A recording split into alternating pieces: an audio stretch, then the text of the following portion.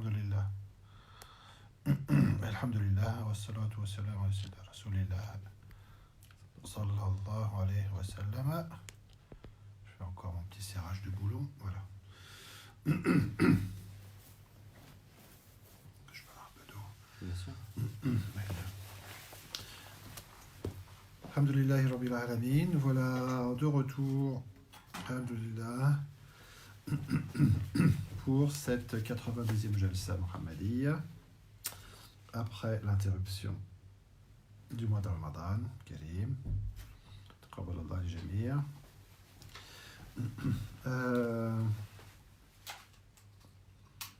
Pour le troisième article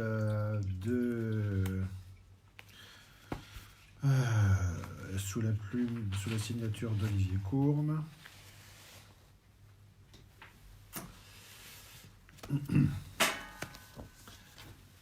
Qui s'intitule « Influence spirituelle du cheikh fondateur et travail initiatique collectif ». Alors, je voulais préciser avant d'aller plus loin, je ne sais pas si j'ai salué tout le monde, mais Inch'Allah, salam alaikum wa rahmatullah wa barakatuh. Avant d'aller plus loin, je voulais rappeler quand même un certain nombre de choses parce que, étant donné la nature de ce qui est exposé et puis l'importance, que il s'agit là de choses dont on ne traite pas, au moins de cette manière-là, habituellement, dans les toujours, en réalité.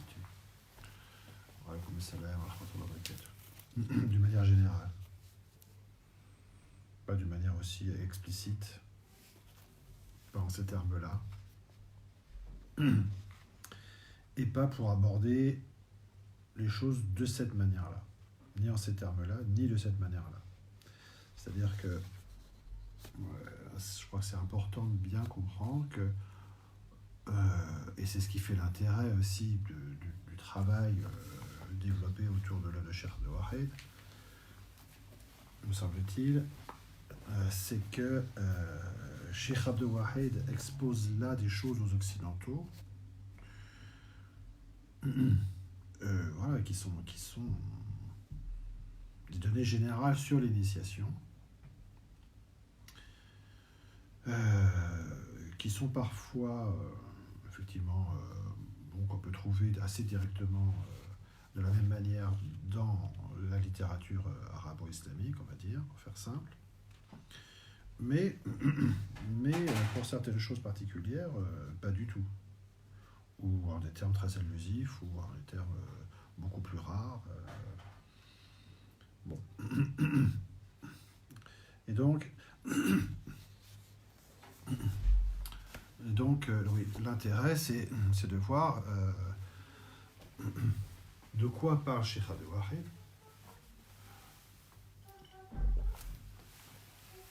Bismillah. Quels sont les sujets qu'il aborde quand il parle dans ses articles, dans son livre sur l'aperçu sur l'initiation, quels sont les sujets qu'il aborde de manière générale, et puis quelles sont les particularités des enseignements qu'il donne. Parce qu'il faut quand même replacer tous ces enseignements dans l'œuvre générale de Cheikh Abdel Wahid, qui est de présenter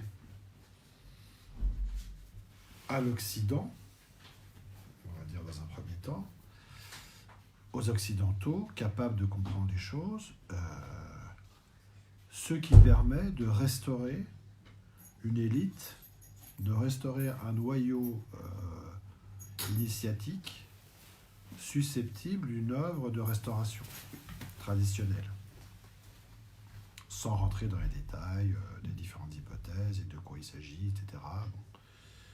Bon. On n'est pas là pour ça, c'est pas le sujet. Bien qu'on pourrait le faire, Inch'Allah.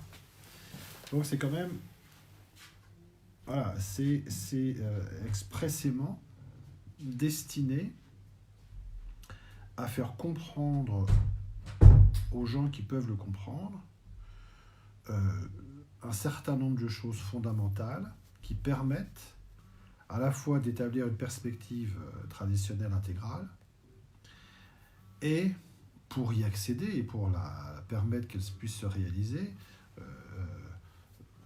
un certain nombre de choses concernant l'initiation, parce qu'on ne voit pas comment une élite intellectuelle pourrait être efficace si elle n'est pas un tant soit peu organisée autour d'un processus de réalisation initiatique.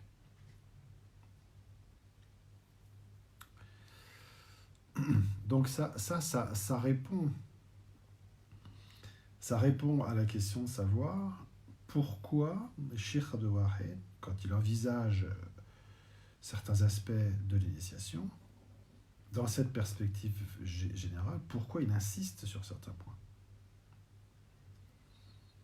Il insiste sur certains points parce que c'est, de son point de vue, enfin ça c'est ma vision des choses, mais en tout cas c'est ce qui justifie notre action, quoi, si on peut dire. Donc il insiste sur certains points particuliers parce que il estime que l'exposition et la compréhension de ces aspects est nécessaire dans la perspective en question. Pour que les gens comprennent que, bien sûr, il y a des choses générales, des règles générales qui concernent l'initiation en général, quelles que soient les formes, mais il y a des choses particulières qui permettent de comprendre les situations particulières.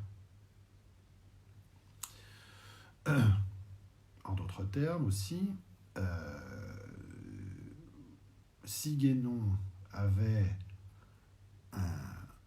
choisi d'exposer les choses telles qu'elles se font généralement en mode, par exemple, en mode arabe, en mode islamique, par exemple, il aurait très bien pu le faire en traduisant certaines choses, en établissant éventuellement quelques correspondances, et puis voilà, il suffit de lire, de traduire des traités de tasawwuf, les qawaïd, des grands chouyours, des livres de adab, et puis ça aurait suffi.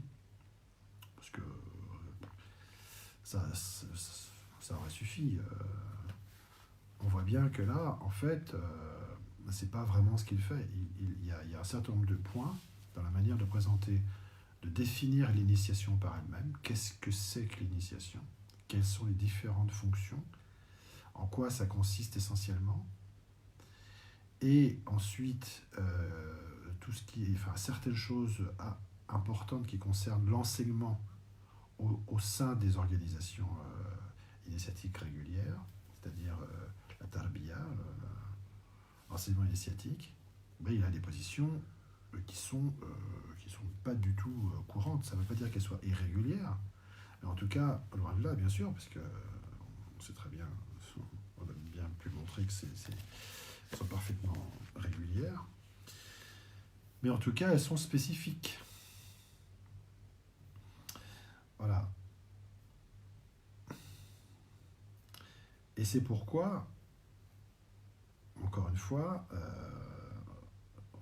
on insiste sur l'importance qu'il y a à les comprendre, ces aspects spécifiques, en plus des aspects généraux, parce que si on ne les comprend pas, on passe à côté de ce qui concerne notre époque et des possibilités de mettre en œuvre un soulouk dans les situations qui se présentent à notre époque.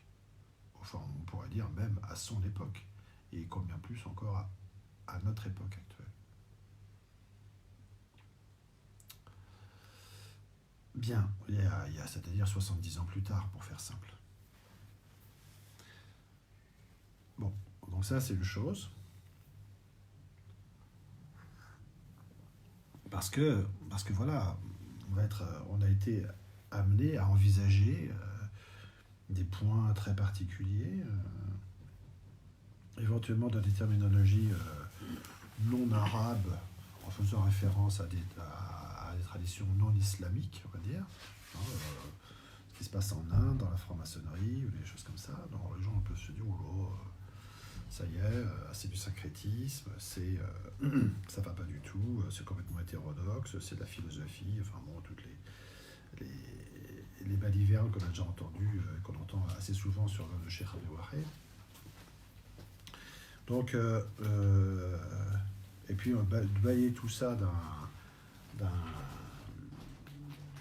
d'une manière assez péjorative, et puis dire ça n'a pas d'importance. Qu'est-ce que c'est que toutes ces histoires? On met ça de côté, puis on s'intéresse à l'œuvre, à l'enseignement officiel ou qu'on croit officiel, et puis on rentre dans une certaine conception dont on se satisfait en disant voilà, de toute façon, on n'a pas besoin de Guénon, ce qui est vrai d'ailleurs, on n'a pas besoin de Guénon pour suivre un soulouk, si tant est qu'on comprenne bien ce dont il s'agit. Bon, voilà. Et pour ces questions, d'emprunt terminologique ou de notion que fait Guénon quand il évoque, par exemple, les gourous, les upagourous, ou d'autres choses de ce type-là, il faut bien comprendre que là, nous sommes parfaitement à l'aise par rapport à ça, parce que il s'agit simplement là d'emploi terminologique qui n'affecte, qui est donc d'équivalence quasiment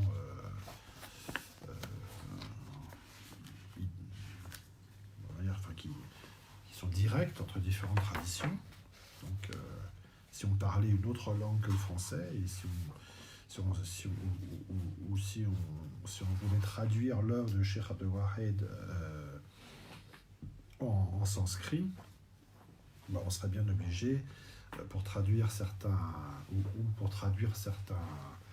traités arabo-islamiques, d'employer le terme de gourou, si on veut bien se faire comprendre, parce qu'autrement on risquerait de passer à côté.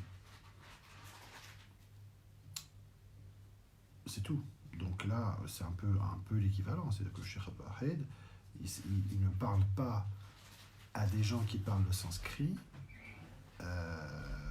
Il utilise tel et tel terme quand ça lui semble justifié à des gens qui savent ce que ça veut dire, ou qui l'utilisent d'une certaine manière, mais en tout cas qui comprennent de quoi il s'agit, et pas d'une autre, pour différentes raisons aussi particulières, parce qu'il pense que c'est plus efficace. Bien. Quant aux correspondances qui ont été établies, alors ça c'est par rapport aux termes, mais par rapport aux notions du gourou, du pas gourou, le gourou intérieur par exemple, pour ne parler que ça, ou de la Shekinah, on verra d'autres choses comme ça, ou de Métatron, qui sont des termes employés à la Kabbale, ou à la franc-maçonnerie, ou à différentes choses. C'est un peu pareil, c'est-à-dire que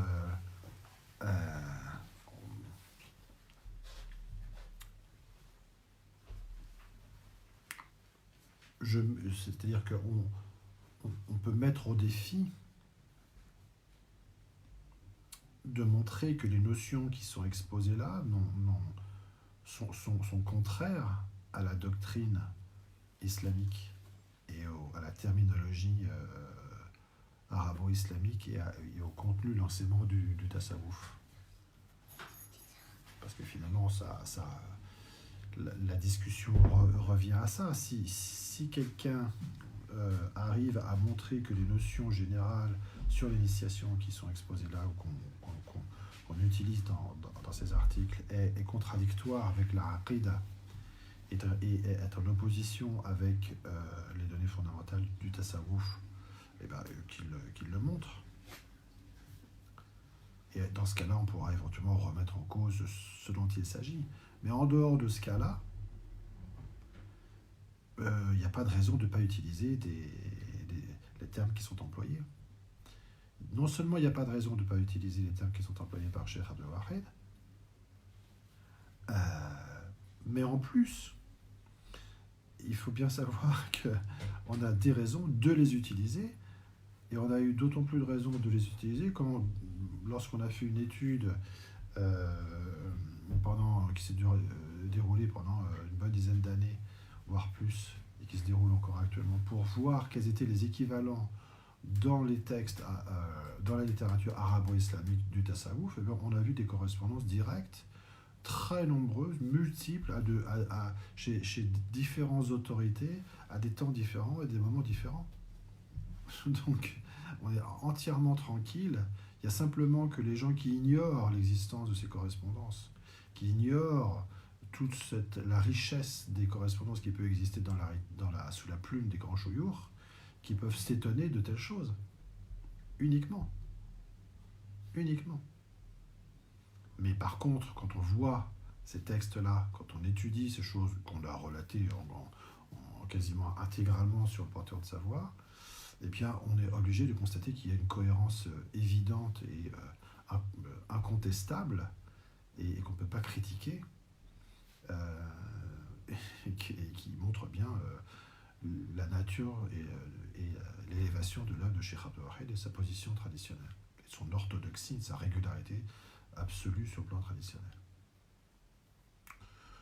Bon, voilà, donc je voulais rappeler ça pour caler un petit peu les choses, parce que je me doute bien que dans l'esprit de certains, puisse y avoir à tel ou tel moment, c'est normal d'ailleurs, surtout pour les gens qui n'ont pas lu Cheikh Abdul Wahid dans son intégralité, et puis pour tout un tas d'autres raisons, c'est normal qu'on puisse se poser des questions et à tel ou tel moment se dire voilà, ces notions-là, finalement, c'est un peu délicat.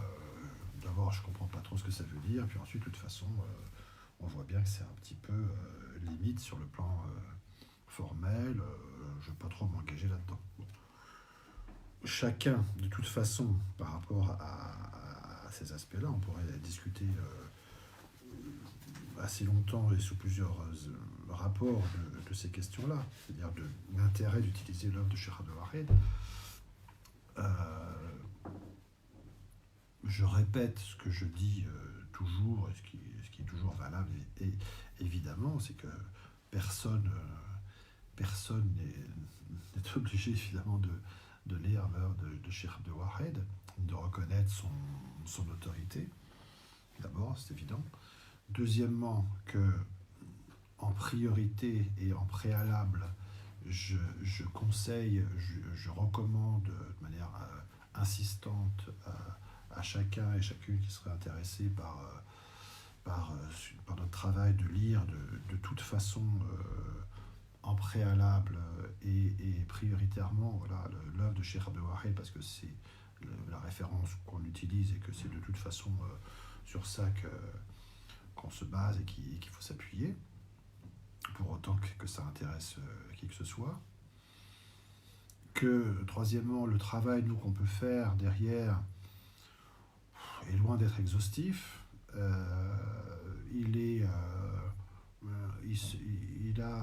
C'est un essai de reformulation, de présentation qui a montré une certaine efficacité au dire de certaines personnes qui ont pu je veux dire, le suivre dans la manière d'expliquer formellement dans les termes ce que veulent dire les choses, comment on peut comprendre, comment on peut décortiquer les choses, en essayant de rendre plus facilement compréhensibles les choses.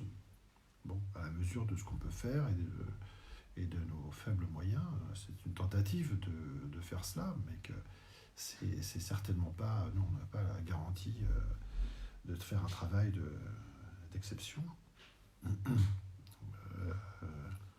On espère simplement être fidèle à ce que dit Cheikh Abdul Wahid, et puis si les gens constatent dans ce qu'on dit des erreurs ou des fautes, et ben, ils sont les bienvenus pour nous montrer en quoi ça constitue à leurs yeux des erreurs et des fautes, pour peu que ça s'appuie, évidemment, parce que de la même manière que on essaie, nous, de montrer la cohérence et de manière raisonnable des choses, il faudrait que les arguments qui viendraient en opposition puissent avoir la même caractéristique. C'est-à-dire que ça ne suffit pas de dire que ça ne vaut rien et que ça ne correspond à rien ou qu'on se trompe. Il faudrait être, bien sûr, pour qu'on puisse recevoir des arguments, que les arguments en question soient appuyés raisonnablement sur des fondements corrects dans l'œuvre de Cheikh Abdel Wahid. Voilà, et ça, c'est une demande sincère qu'on formule, parce que tout un tas de raisons pour lesquelles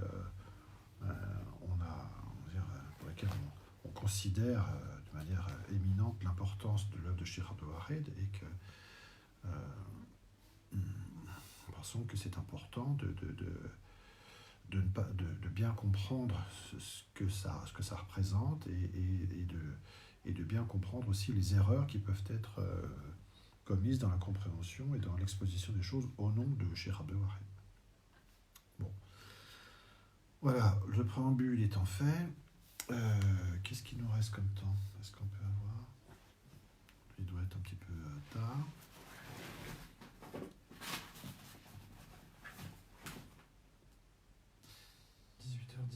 Ouais, 18h18. Et ben on va s'arrêter là un petit peu. Bon, c'était une introduction, une reprise, et puis on va faire la prière, et puis se reprendre ensuite pour la deuxième partie, qui va être la présentation de cet article, Influence spirituelle du cheikh fondateur et travail initiatique collectif, Inch'Allah. Wassalamu alaikum wa rahmatullah. Dans un quart d'heure à peu près, Inch'Allah.